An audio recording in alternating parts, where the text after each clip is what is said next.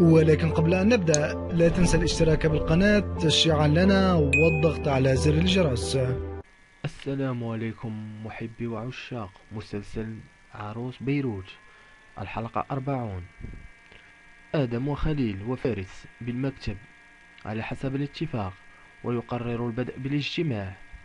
وآدم يشكر خليل على إعطاء للدخول في مجلس الإدارة، وفعل آدم وتخبره أنها سلمت نفسها للشرطة. ينصدم آدم من هذا الخبر ويتعصب على خليل، ويقول له إنه يعلم هذا الأمر، ويهدده إذا حدث فإنه سيندم كثيرا. ثريا تخبر سارة أن أميرة هي السبب في حريق المنزل الخشبي، وأنها أرادت أن تقتل ليلى. وتتعصب سارة لماذا لم تخبرها بهذا الأمر الهام قبل. يتصل آدم على سارة ويخبرها بالتطورات الجديدة، أن والدته قد سلها للشرطة.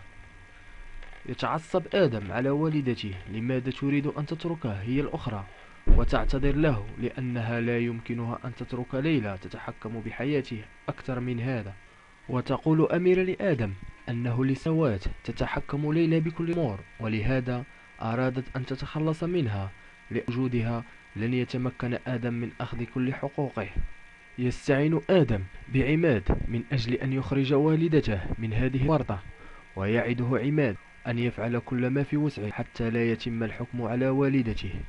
داليا وثريا بالمستشفى وتلتقي برنا، وتطلب ثريا من رنا أن تسمح لأمير أن يأتي لخطبة عمه هادي. تتعصب رنا على ثريا دون سابق إنذار، وتتفاجأ ثريا من ردة فعلها.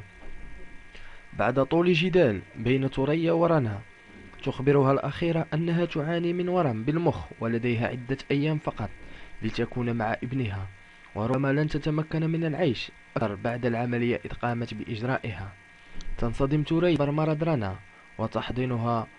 السلام عليكم، لا تنسوا الإعجاب بالفيديو والاشتراك في القناة تشجيعا لنا لنستمر بنشر المزيد إن شاء الله.